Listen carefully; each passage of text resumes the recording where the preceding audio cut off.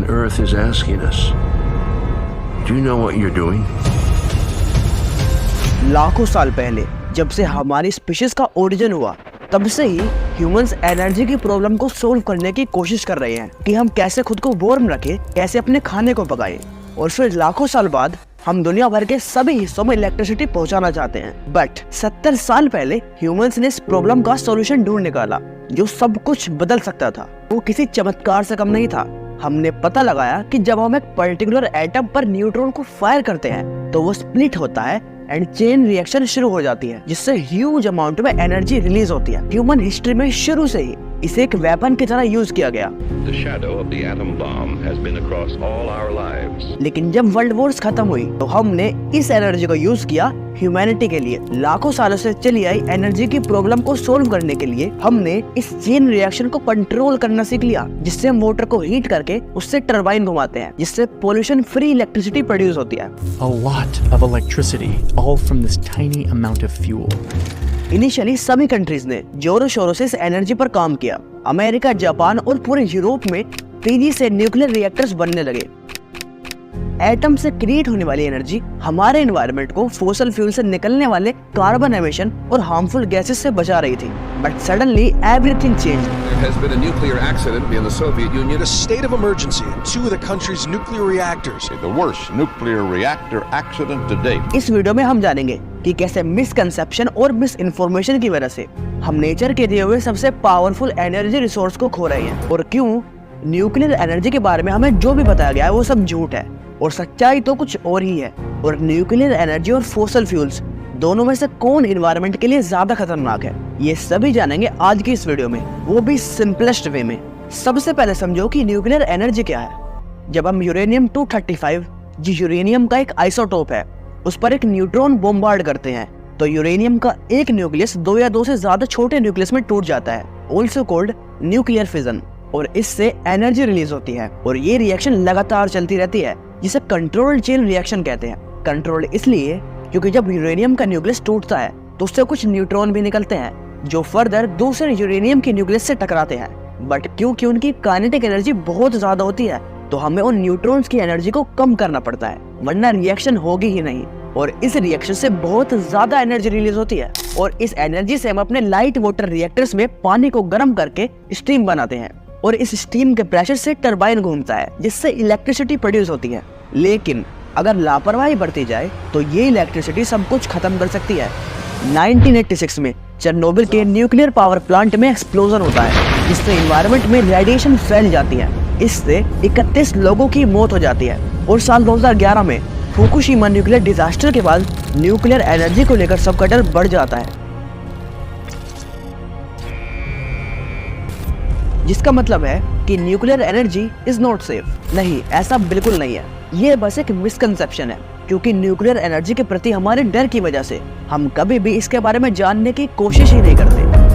The very thing that we fear is what may save us. What's scary is not the same as what's dangerous. Coal is dangerous. More people die from coal in a couple of weeks than have ever died from nuclear, which is all from the one accident in Chernobyl. Fukushima nuclear disaster से होने वाली death currently 523 है, और ये death direct radiation से नहीं हुई थी, बल्कि रिएक्टर के आसपास मौजूद एरिया में अफरा तफरी मचने की वजह से हुई थी। और अगर आपको ये नंबर काफी ज्यादा लग रहा है तो चलिए इसे कंपेयर करते हैं रिन्यूएबल एनर्जी सोर्सेज से, जो हमारे हिसाब से सबसे सेफ एनर्जी सोर्सेज हैं, और रिजल्ट्स आपको शॉक कर देंगे। सोलर, विंड और जियोथर्मल एनर्जी से होने वाली डेथ मेनली कंस्ट्रक्शन या फिर मेंटेनेंस के दौरान होती है, सिर्फ तब तक जब तक कोई बड़ा एक्सीडेंट ना हो जाए। रिन्यूएबल एनर्जी का हमारा सबसे बड़ा सोर्स है हाइड्रो पावर, और पिछली हाफ सेंचुरी में सबसे ज्यादा डेथ भी इसी रिन्यूएबल एनर्जी सोर्स से ही हुई है। और हाइड्रो पावर का सबसे बड़ा एक्सीडेंट था 1975 बेनकिया हाइड्रो इलेक्ट्रिक डैम फेलियर, जो चाइना में हुआ था, जिसमें चेरनोबिल डिजास्टर की तरह कुछ सिमिलरिटीज थी, जैसे ओल्ड टेक्नोलॉजी और पुअर मेंटेनेंस। तेज तूफान के चलते वहाँ बाढ़ आ गई, जिसे डैम रोक नहीं पाया और टूट गया। ये फ्लड अपने साथ total 15 billion cubic metre water लेकर आई थी। इस फ्लड की वजह से जो डायरेक्ट डेथ हुई थी वो अप्रोक्सीमेटली 85,000 से लेकर 2,40,000 के बीच थी। एंड आपको विश्वास नहीं होगा, लेकिन न्यूक्लियर और रिन्यूएबल एनर्जी सोर्सेज से होने वाली ये डेथ्स नेग्लिजिबल है सबसे खतरनाक एनर्जी सोर्स के कंपैरिजन में। मैं बात कर रहा हूँ फोसिल फ्यूल्स की, जिसे सबसे खतरनाक एनर्जी रिसोर्स बताया जाता है।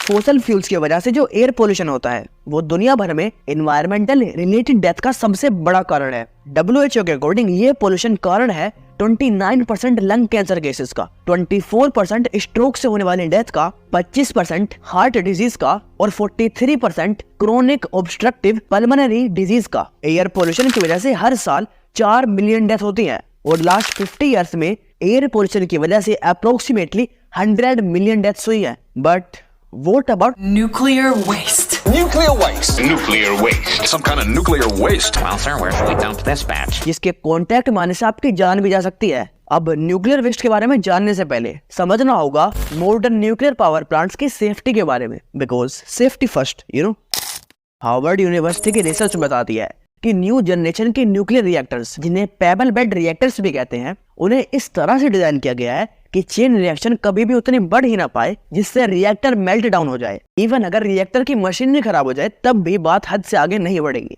तो मॉडर्न रिएक्टर्स को यूज करके और न्यूक्लियर प्लांट के लिए एक सही जगह चुनकर फुकुशिमा जैसा न्यूक्लियर डिजास्टर पॉसिबल ही नहीं है। अब न्यूक्लियर एनर्जी को लेकर जो असली प्रॉब्लम है उसे एक एग्जाम्पल से समझो।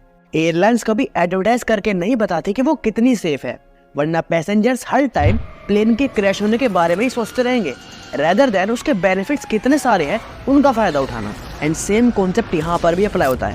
अगर हम न्यूक्लियर एनर्जी की सेफ्टी की जगह उसके फायदे कितने सारे हैं उसके बारे में बात करें तो ये हमारे लिए और हमारी धरती के लिए बहुत अच्छा होगा।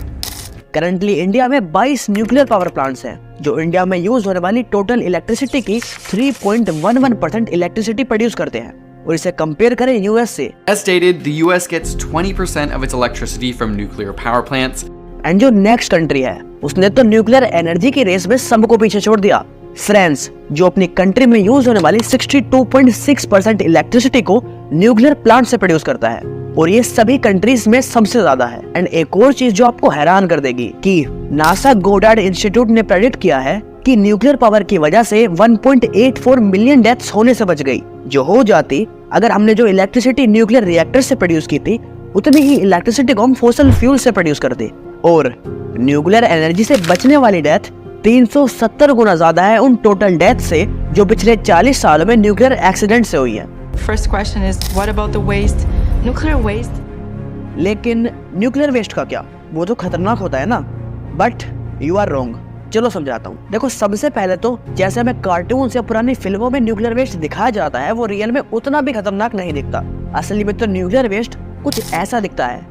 न्यूक्लियर वेस्ट को मेटल के छोटे छोटे पीसेस में कट करके इसे स्पेशल तरह के कंटेनर्स में स्टोर किया जाता है। इवन 95% न्यूक्लियर वेस्ट जो न्यूक्लियर प्लांट से प्रोड्यूस होता है वो लो लेवल वेस्ट होता है, 4% इंटरमीडिएट लेवल वेस्ट और सिर्फ 1% ही हाई रेडिएशन लेवल वेस्ट की कैटेगरी में आता है। वर्ल्ड न्यूक्लियर एसोसिएशन बताती है कि न्यूक्लियर वेस्ट को हाईली इंजीनियर्ड कंटेनर्स में स्टोर किया जाता है जिन पर सीमेंट की एक मोटी परत चढ़ी होती है ताकि रेडियो एक्टिव न्यूक्लियोइड्स बाहर ना पाए। और इन कंटेनर्स को जमीन में इतनी गहराई में दबाया जाता है कि उसका इफेक्ट बायोस्फीयर पे ना पड़े। तो अर्थक्वेक या नेचुरल डिजास्टर के टाइम पर इतनी गहराई में कंटेनर्स के दबे होने की वजह से न्यूक्लियर वेस्ट सरफेस पर अगर रेडिएशन रिलीज नहीं कर पाता। और अगर इसे कंपेयर करें फॉसिल फ्यूल इंडस्ट्रीज से तो वहाँ फॉसिल फ्यूल से निकलने वाले वेस्ट को डायरेक्टली एटमॉस्फेयर में छोड़ दिया जाता है जिससे एयर पोल्यूशन होता है और हजारों लाखों लोग मारे जाते हैं। और फॉसिल फ्यूल से निकलने वाले ग्रीन हाउस गैसेस की वजह से हम 6th लार्जेस्ट मास एक्सटेंशन की ओर बढ़ रहे हैं। तो अगर अब भी सोच रहे हो कि क्या न्यूक्लियर एनर्जी सेफ है तो हाँ भाई, डेफिनेटली ये सेफ है।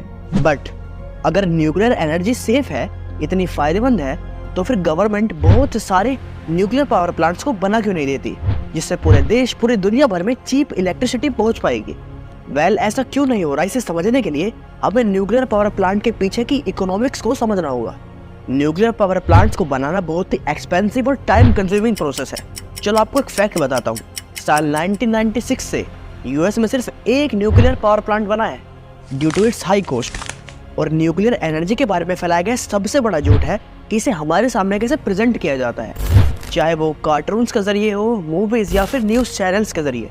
न्यूक्लियर एनर्जी को लेकर हमारे अंदर डर बिठाया जाता है। एज ए ह्यूमन हमारी प्रायोरिटी होनी चाहिए कि हम रैपिड क्लाइमेट चेंज को स्लो करें, जिसके लिए हमें न्यूक्लियर एनर्जी को एक फ्रेंड की तरह देखना होगा, ना कि एनिमी की तरह। एंड आपका इसके बारे में क्या मानना है? अपना पर्सपेक्टिव हमारे साथ कमेंट में शेयर करो।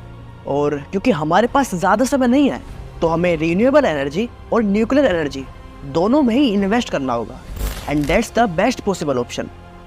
Currently nuclear power plants costly हैं, I agree, but long term में वो ज़्यादा बेनिफिशियल हैं क्योंकि फोसल फ्यूल के कंपैरिजन में न्यूक्लियर फ्यूल ज़्यादा चीप होता है and also less polluting.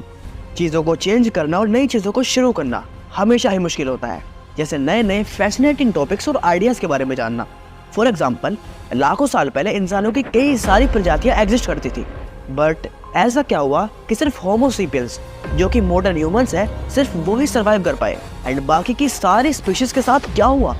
Well, इस पर हमने एक डेडिकेटेड वीडियो बनाई है, तो लेफ्ट वाली वीडियो पे क्लिक करो और जान लो।